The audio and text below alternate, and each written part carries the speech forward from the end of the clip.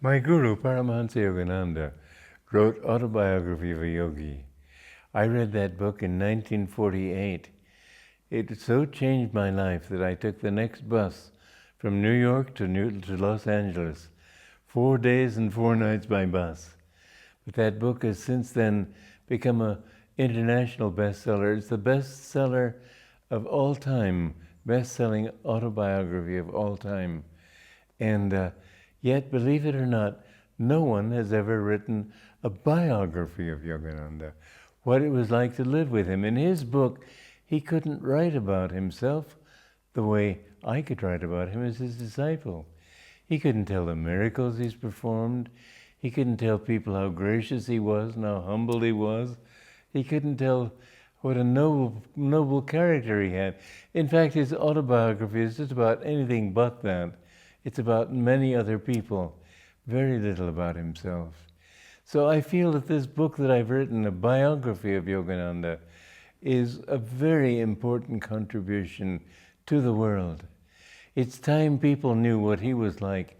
He wrote about what everybody else was like.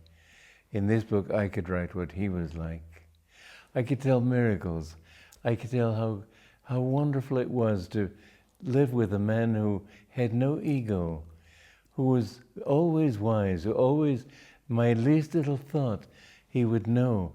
I know one time I was in Beverly Hills. There was a bar mitzvah. I'm not Jewish, but they asked me to do some yoga posture demonstrations, which I did for them. And then later, a psychiatrist, a very atheistical psychiatrist, was challenging me about my beliefs, and I told him things. I included a few miracles, and I could see him thinking, well, at 10 o'clock on Wednesday, I can see this patient. Anyway, he was completely unconvinced. I saw Yogananda a few days later. He said, by the way, when you're talking to atheists and materialists, don't talk about miracles. They're not ready for that. Well, in a book, I could and should talk about them, but he knew every thought. I said, you knew? He said, I know every thought you think. It's an amazing thing to state, but I found that he did. Many times, there was one boy, he was living in Phoenix. He was a minister of our church there, and he came to Yogananda. He was driving to Encinitas in California to just visit his guru. But on the highway, it was late at night, and he was getting more and more hungry. And he didn't see any restaurants that were open. Finally found an open restaurant. All they had was hamburger. And his thought was, well, he won't know. So he had a couple of hamburgers. Well, Yogananda didn't get excited about things like that, although he did recommend that we follow a vegetarian diet. But at the end of his discussion with this monk, he said to him, by the way, when you're out late at night on the highway and you come to a place that serves nothing but hamburgers, better not eat anything. He knew everything about our thoughts. He had an amazing, one time, for example, he had some guests in St. Louis, and he wanted people to bring some carrot juice from the carrot juice processing plant. And they told him there was only this much left. They couldn't serve. He had 10 guests. They couldn't serve that many guests. And so he said, well, bring what you have. So he brought this little bit and had it in a pitcher. And he said he poured out. He had enough for 10 glasses. And all of them their glasses were filled with carrot juice. And the amount remaining in the jug was just the same amount. Well, this sort of thing we read about in the life of Christ, for example, but you think, how can that be? Well, how can it be? And yet he did it. And many of these things I myself saw. One time I was working with another fellow disciple on a building. He was plastering and I was mixing the plaster. And it was an old plaster and getting very hard. And I had to keep playing with it and softening it with water and so on. I had just poured a new batch of mud, as we called it, on that board when Yogananda drove by and called to us. So we went down and talked with him, and He held us for about half an hour. And of course we were happy to talk with him. But in the back of our minds there was this thought that we're going to have to take a sledgehammer to that plaster. We got back, we found it as soft as fresh plaster. We had no more trouble the rest of the day. He never said anything, but somehow everything went right. In fact, in his presence, everything went right. One time, working on a building project, one of the monks was climbing up a steep ladder, and he missed his grip on the top rung. And he had this hod of plaster on his back, on his shoulders, and it pulled him away from the ladder, so there was nothing he could do but just crash, perhaps to his death, 20 feet below.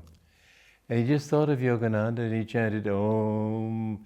He found his body was straightening up like that. He could grab the rung up above him and continue his climb up that ladder. In fact, the foreman on the job, he couldn't believe it. He said, I can't understand you, yogis. I find that you should be suffering accidents after accidents on this thing. The way you behave, indifferent to everything, you don't know how careful you have to be on a construction job. And yet I've seen a plank fall, somebody drop a plank up above without worrying about who was below him. I've seen the plank at an angle where it was bound to hit somebody, and it just came up and fell the other direction. Well, living with Yogananda like this, again and again, I could tell many stories, but in this book I have told quite a few. And I have told about how wonderful it was to see his complete absence of, he didn't talk down to people. He didn't condescend. He treated us as equals. And yet somehow we knew that he was so much greater than we. But he said, whatever I have done, you can do. Yeah, it might take us a few incarnations, but yeah, you can do it. But he didn't talk in the way a teacher you'd expect to talk. He didn't talk down. He had kindness for everybody. There's one time when somebody said, after he'd had scolded, Master had scolded him, he said, well, you will forgive me, won't you? And Yogananda looked astonished. He said, well, what else can I do? He just had nothing but love for everybody. Nobody could go to him without. There was one time he was going down the street in Los Angeles, and he said, stop the car, stop the car. He got out and he walked a few steps back to a small little store that sold nothing but junk. And this friend of mine, Devi Mukherjee, was a disciple also. He went in there, and he said, I couldn't understand. Master was picking up this complete junk, and he brought this stuff up to the counter, and the lady toted it up, and when he paid her that amount, she just burst into tears. She said, you don't know, but I badly needed exactly this sum of money. And God must have sent you at the right moment, because it was almost closing time. And Yogananda didn't say anything, but he went in there to help this complete stranger, because he knew that she was calling to God for help. I lived with a man like that, and this book is about my life with him.